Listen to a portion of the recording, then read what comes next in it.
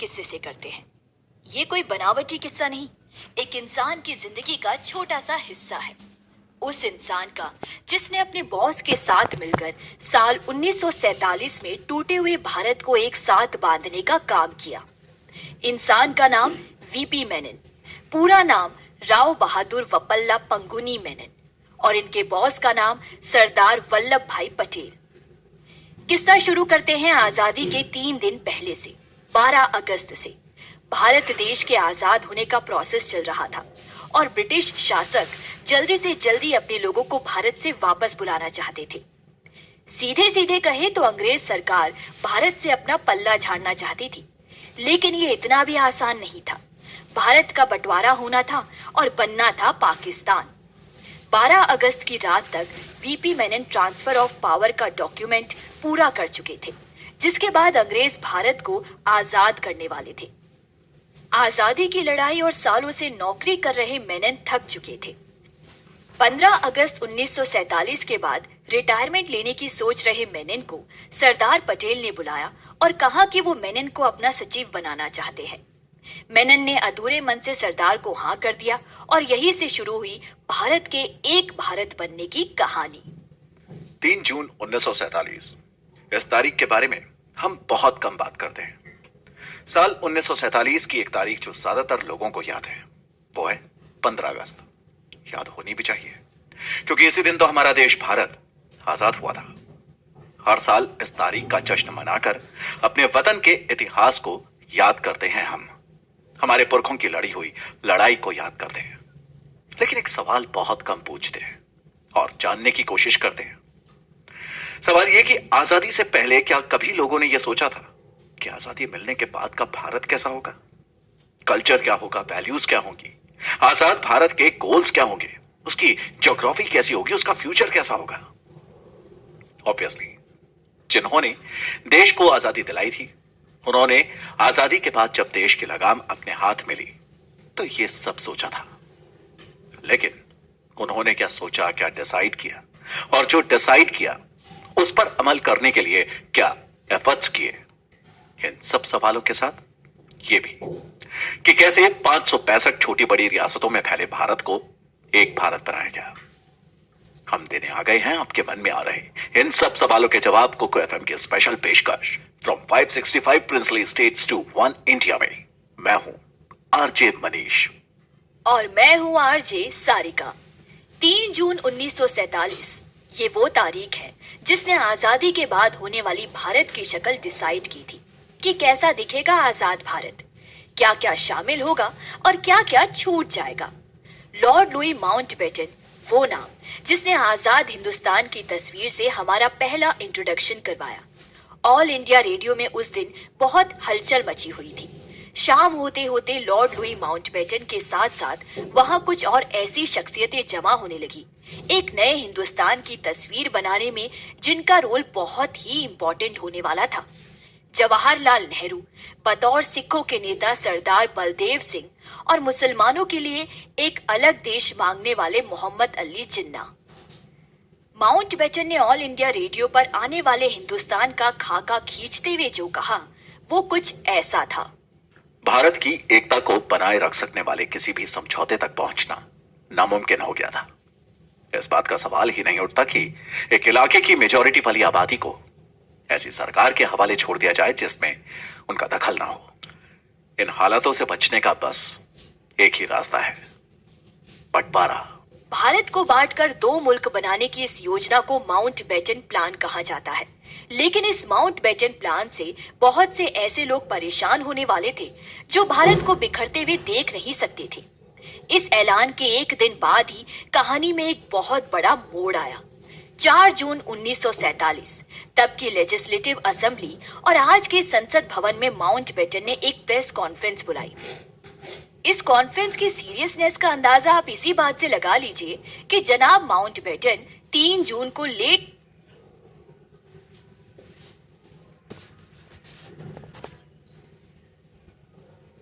Night तक इस conference की मॉक ड्रिल कर रहे थे।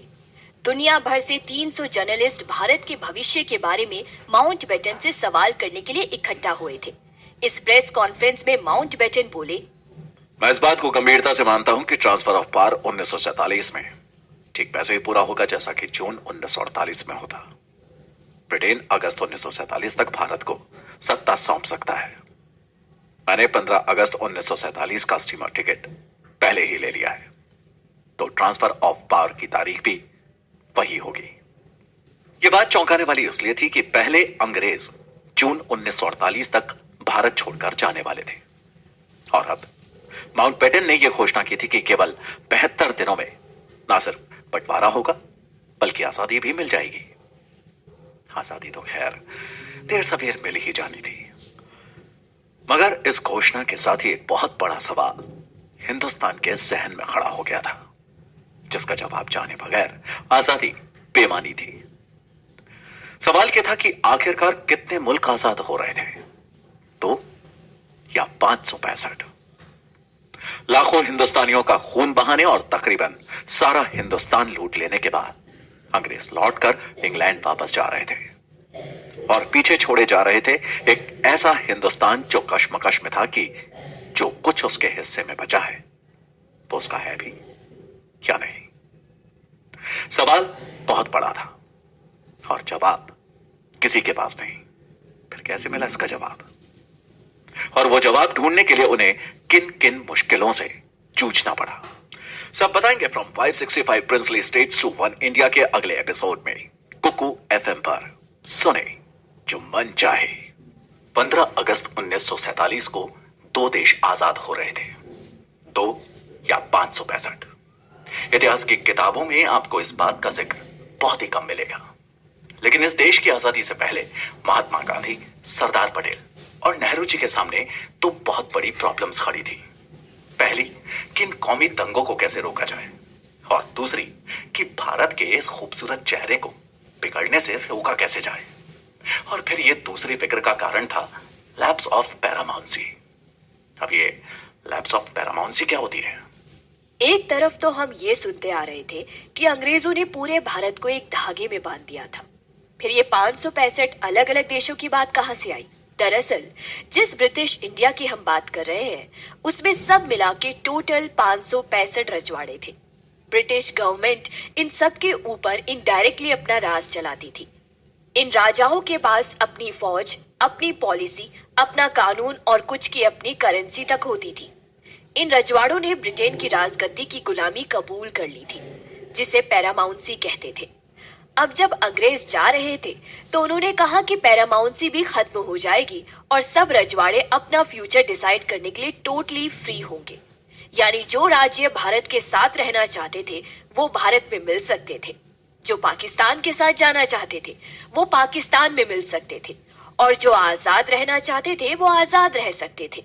और ये अंग्रेजों ने अपनी उस ट्रीटी या समझौते में किए वादे को पूरा करने के लिए किया था, जो उन्होंने भारत में अपना राज कायम करते वक्त इन सब रजवाड़ों से किया था। यानी हिंदुस्तान को एक बनाने वाले अंग्रेजों ने जाते वक्त हिंदुस्तान को एक कश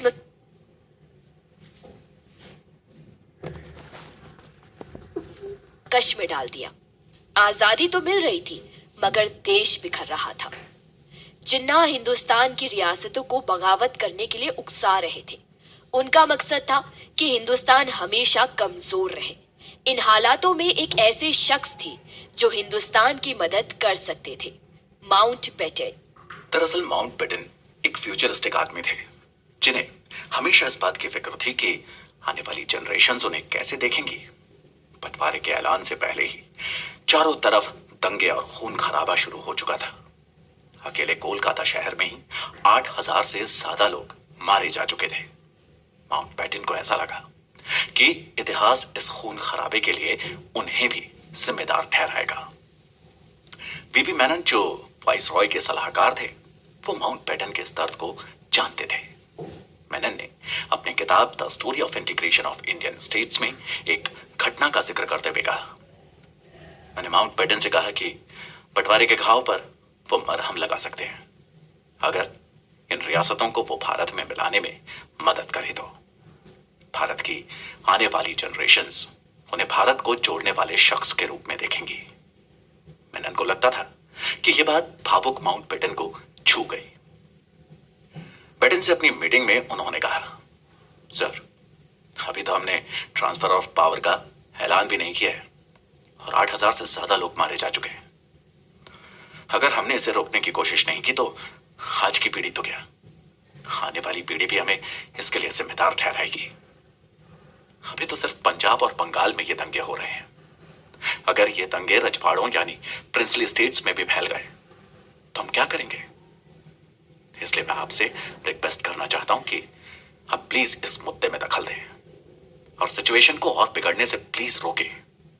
वाइसरॉय को यह डाउट था कि पता नहीं सरदार पटेल या नेहरू उनकी इस दखलंदाजी को पसंद करेंगे या नहीं, जिस पर मेनन ने उन्हें समझाया कि नेहरू या पटेल दोनों ही उनकी ऑफर की गई इस हेल्प को पॉजिटिवली लेंगे और उनके इस एफर्ट का स्वागत करेंगे, क्योंकि अगर माउंटबेटन उन राज्यों को डोमिनेंस ऑफ इंडिया में लाने में सक्सेसफुल रहते हैं तो हिंदुस्तान का फ्यूचर बहुत स्ट्रांग होगा और उनके इस रोल के लिए हिंदुस्तान हमेशा उन्हें याद रखेगा। क्योंकि माउंटबेटन ब्रिटिश रॉयल फैमिली के मेंबर थे तो उनसे मिलना, उनके साथ अपने रिलेशंस और बॉन्डिंग को स्ट्रॉन्ग बनाए रखना भारत के सभी रजवाड़े अपने फ्यूचर के लिए बेहद जरूरी समझते थे। इसीलिए मेनन का अंदाजा था कि अगर वो कोशिश करेंगे तो उन सब 565 प्रिंसली स्टेट्स को एक भारत का हिस्सा बनाना थोड़ा आसान हो जाएगा। जल्द ही वॉइस रॉय माउंटबेटन ने इस चैलेंज में अपना कंट्रीब्यूशन देने के लिए हाँ कर दी। सरदार पटेल से उनकी मुलाकात हुई। उधर नेहरू ने अपनी फाइनल कैबिनेट से वॉइस रॉय को इस मुहिम में शामिल करने की परमिशन ले ली और लॉर्ड लुई माउंटबेटन टूटे बिखरे हिंदुस्तान को एक करने की इस मुहिम में कंधे से कंधा मिलाकर खड़े हो गए। 565 टुकड़ों में बटा हुआ एक देश जिसे एक एक करके ऐसे जोड़ना था जैसे एक एक ईंट जोड़कर कोई अपना घर बनाता है, और हिंदुस्तान नाम के इस घर को बनाने की जिम्मेदारी अब एक टीम, जिसे आप टीम भारत कह सकते हैं, पर थी। इसमें शामिल थे अब इतिहास का हिस्सा बन चुके 4 बहुत अहम नाम: लॉर्ड माउंटबेटन, पंडित जवाहरलाल नेहरू, सरदार वल्लभ भाई पटेल और वीपी मेनन। मगर इस टीम को लीड करने की जिम्मा जिस शख्स के ऊपर था, क्या आपको ऐसा नहीं लगता कि हम उनके बारे में बहुत कम जानते हैं? जबकि हिंदुस्तान की आजादी हो या हिंदुस्तान जोड़कर एक देश की शक्ल देने की बात, वो नहीं होते तो पता नहीं क्या होता। शायद वो नहीं होते तो दोस्तों के साथ बाइक पर लेह लद्दाख की ट्रिप पर जाना आपके लिए शायद इतना आसान नहीं होता। बैंगलोर में आईटी कंपनीज तो बहुत होती, लेकिन दिल्ली के सॉफ्टवेयर इंजीनियर्स को बड़े पैकेज वाली नौकरी वहां नहीं मिलती। 2 स्टेट्स जैसी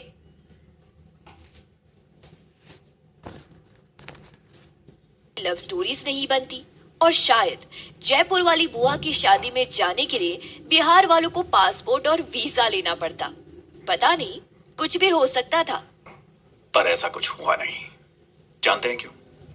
हमारे पास एक ऐसा शख्स था जिसे दुनिया लौह पुरुष के नाम से जानती है।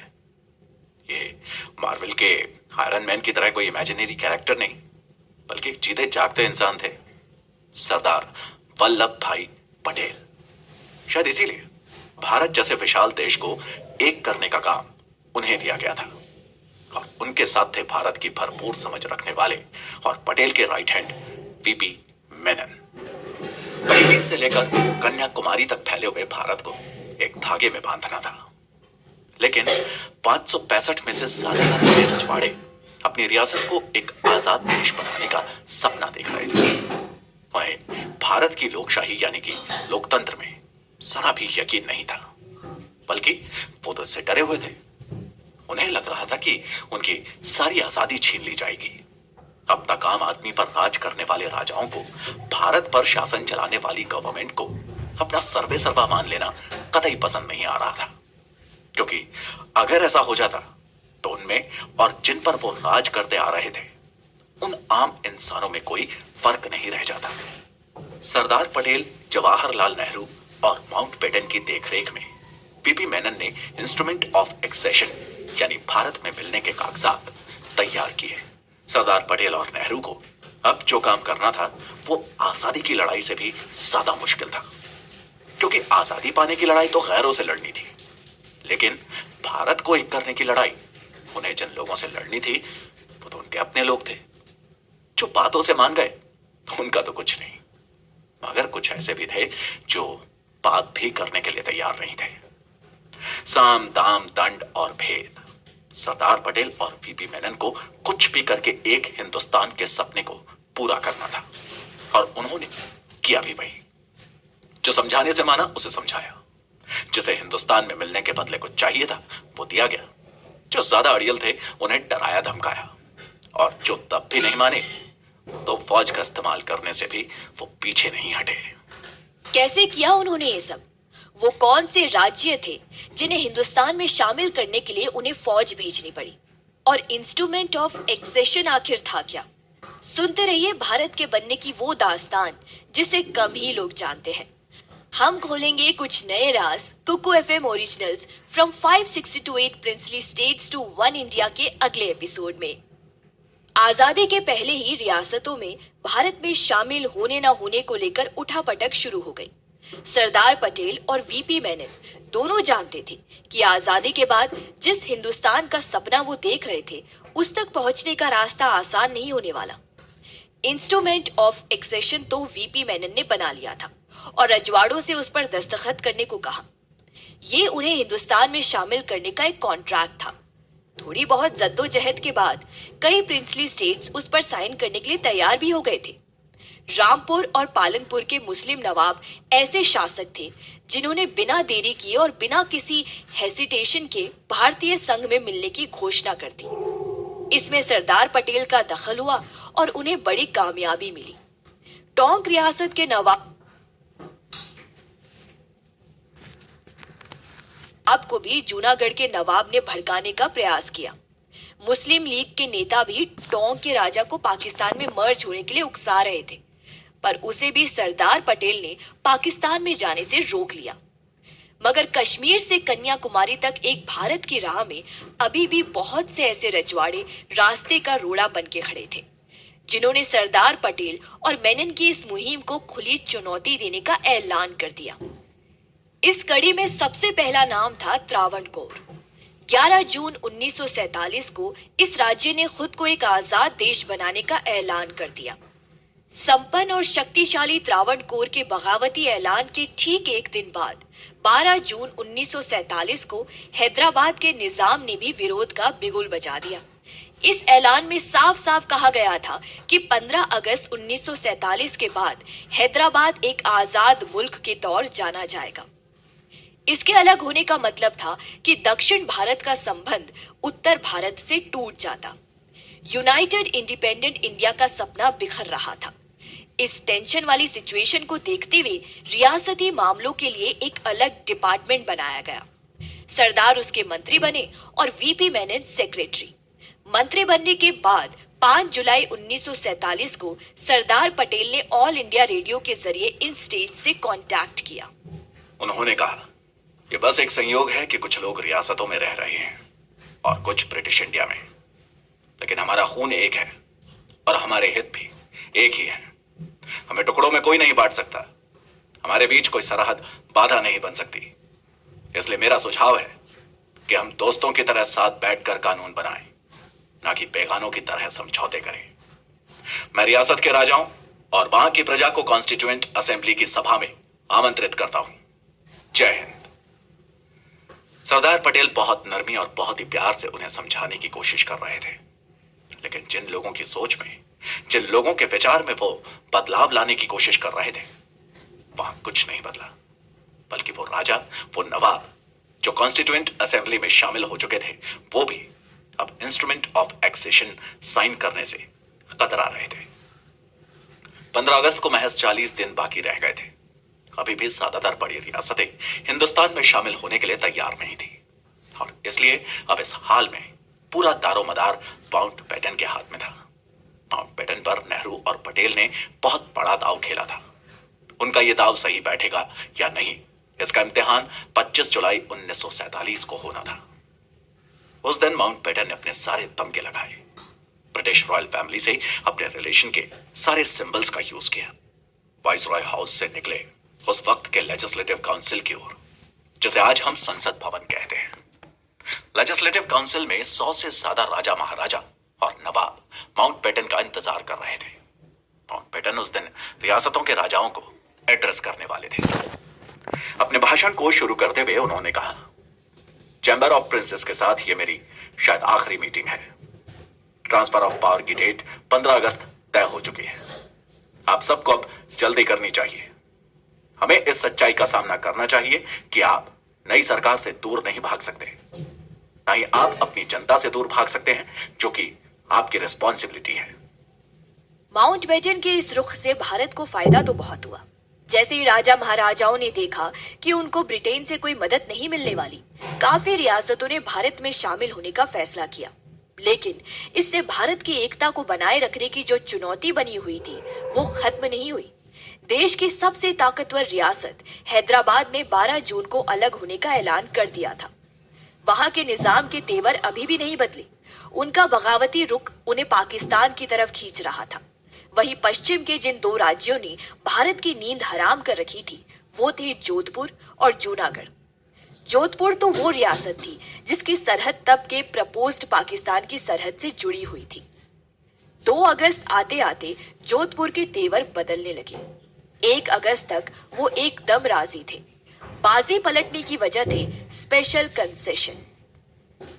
नवाब ऑफ भोपाल और बड़ौदा ने कुछ स्पेशल कंसेशन की डिमांड की थी। उन्हीं की देखा देखी महाराजा ऑफ जोधपुर भी कुछ स्पेशल कंसेशन की उम्मीद कर रहे थे, जिसके चलते जोधपुर के हिंदुस्तान में मिलने के अपने फैसले से वो पीछे हट गए थे। ना सिर्फ जोधपुर बल्कि उसके आसपास की रियासतें जैसे जैसलमेर और बीकानेर के भी पाकिस्तान में मिलने की अगुवाई बहुत गर्म थी।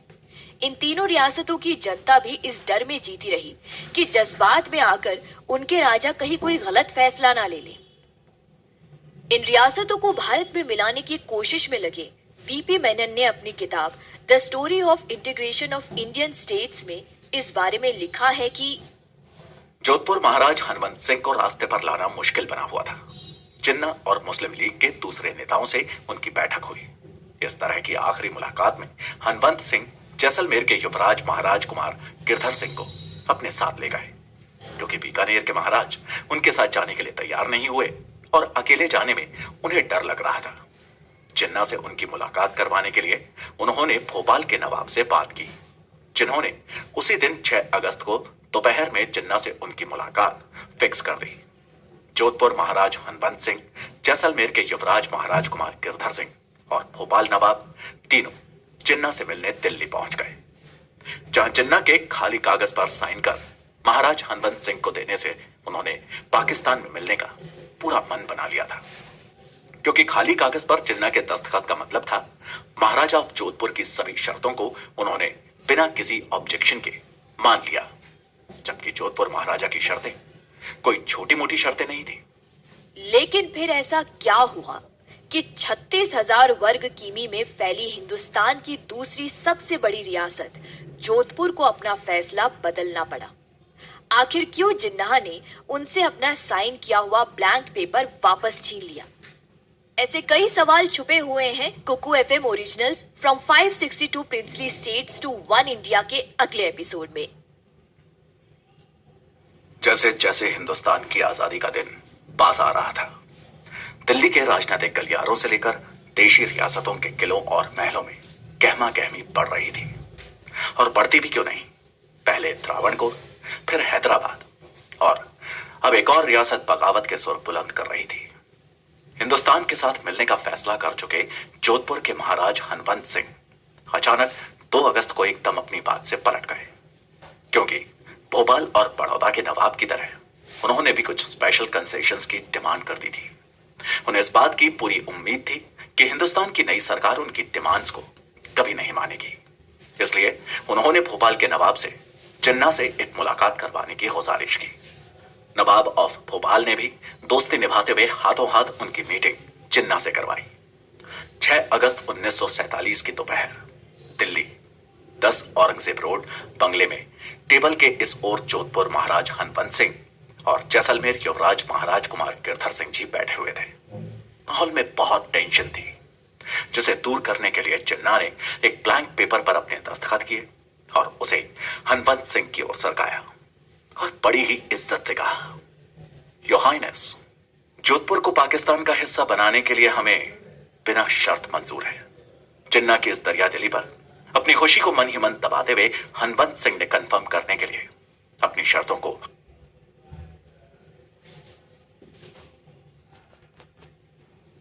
और क्लियर शब्दों में उनके सामने रखते हुए कहा, जिन्ना साहब, हथियारों के इंपोर्ट की परमिशन और उसके लिए कराची पोर्ट के साथ जोधपुर से सिंध के हैदराबाद जाने वाली रेलवे लाइन पर हमें अधिकार मिलना चाहिए। हमारे यहां अकाल पड़ा हुआ है। हाँ, जल्दी राहत भेजने का वादा करें तो जोधपुर को पाकिस्तान के साथ मिलने में कोई एतराज नहीं होगा। जिन्ना ने हनवंत सिंह के हाथ में पकड़े हुए कागज की ओर इशारा करते हुए कहा, योर हाइनेस, मेरा साइन किया हुआ ब्लैंक पेपर आपके हाथ में है। क्या अभी भी आपको किसी और कंफर्मेशन की जरूरत है? फिर अपनी नजरों को हनवंत सिंह से हटाकर जैसलमेर के युवराज गिरधर सिंह की तरफ देखते हुए जिन्ना बोले, युवराज, जोधपुर की तरह आपकी भी सरहद पाकिस्तान से लगती है, तो क्या आप हमसे हाथ नहीं मिलाएंगे? इस बात के जवाब में गिरधर सिंह ने जिन्ना से एक सवाल किया जिसने उस पूरी मीटिंग का रुख ही बदल दिया। उन्होंने पूछा, जिन्ना साहब, जैसलमेर पाकिस्तान से जुड़ तो जाएगा, लेकिन क्या आप इस बात की गारंटी दे सकते हैं कि जब भी हिंदू मुसलमानों के बीच दंगे होंगे तो आप न्यूट्रल रहेंगे? इस बात पर जिन्ना की तरफ से जब कोई सेटिस्फैक्टरी आंसर नहीं मिला तो जोधपुर महाराज जब तक पाकिस्तान में मिलने का मन बना चुके थे, अचानक सोच में डूब गए। उनके चेहरे के एक्सप्रेशन बदलते हुए देख जिन्ना ने उन्हें पाकिस्तान के साथ मिलने के कागजों पर दस्तखत करने के लिए उकसाते हुए कहा, पाकिस्तान में ऐसी नौबत कभी नहीं आएगी योर हाइनेस। ये सब कांग्रेस के हथकंडे हैं, वही कांग्रेस जिसने आपको नीचा दिखाया है। वक्त बहुत कम है, बेहतर होगा अब आज ही पाकिस्तान में शामिल होने के इस मसौदे पर दस्तखत कर दें। जिसके जवाब में हनवंत सिंह ने जोधपुर रियासत के तमाम जागीरदारों से मशवरा करके कुछ दिनों में अपना फैसला उन्हें बताने के लिए कहा, मगर जिन्ना समझ चुके थे कि लगभग जीती हुई बाजी वो अब हार गए हैं। अपनी चिढ़ को हनवंत सिंह के मुंह पर जाहिर करते हुए उन्होंने उनके हाथ में थमा हुआ और अपना साइन किया हुआ वो कोरा कागज वापस छीन लिया। अगर उस दिन जैसलमेर के युवराज गिरधर सिंह जिन्ना से वो सवाल ना करके अपना सपोर्ट दे देते तो जोधपुर की लीडरशिप में जैसलमेर और बीकानेर रियासतें भी बगावत कर देती और पाकिस्तान में मिल जाती। हैदराबाद तो फिर भी हिंदुस्तान के बीच में आता था, मगर जोधपुर तो पाकिस्तान के सिंध से सीधा जुड़ा हुआ था। रहीम यार खान और मीरपुर हैदराबाद से सटी हुई उसकी सरहदों पर उसे सीधा पाकिस्तान आर्मी का सपोर्ट मिलता और भारत के एकीकरण में आधा राजस्थान पाकिस्तान में चला जाता, जिसे उस वक्त फौज की मदद से जीत पाना भी भारत के लिए आसान नहीं होता। और कौन जाने इन तीन रियासतों की शय में अगर कोई और रियासत भी बगावत कर देती तो आजादी के बाद के भारत की तस्वीर ही कुछ और होती। मेनन ने जैसा कि अपनी किताब में लिखा है कि जोधपुर को पाकिस्तान में मिलाने के लिए हनवंत सिंह और जिन्ना के बीच कई मुलाकातें हुई, लेकिन महाराज हनवंत सिंह की बायोग्राफी लिखने वाले इस बात को नहीं मानते। उनके मुताबिक 6 अगस्त की मीटिंग उनकी पहली और आखिरी मीटिंग थी और उसके बाद हनवंत सिंह वापस जोधपुर चले गए।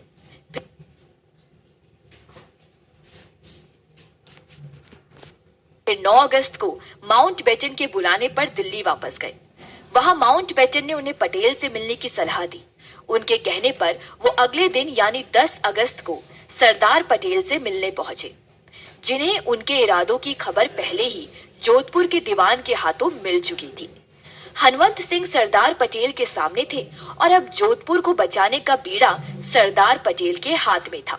पटेल और हनवंत सिंह के बीच उस दिन एक औरंगजेब रोड बंगले पर जो मीटिंग हुई, उसमें पटेल ने ये साफ साफ जाहिर करते हुए हनवंत सिंह से कहा कि उन्हें माउंटबेटन और जिन्ना से हुई उनकी मुलाकातों की खबर है।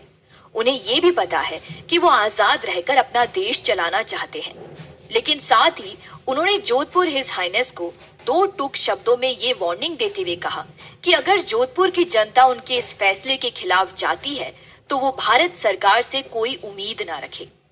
जिन्ना से मिलने वाली सहूलियतों का जिक्र करने पर सरदार पटेल ने वो सारी सहूलियतें देने का वादा करते हुए उन्हें कड़े शब्दों में ये जाहिर कर दिया कि अगर भारत के अलावा कोई भी और ऑप्शन चुनने के बारे में उन्होंने सोचा भी तो उसके अंजाम उनके लिए शायद अच्छे ना हो।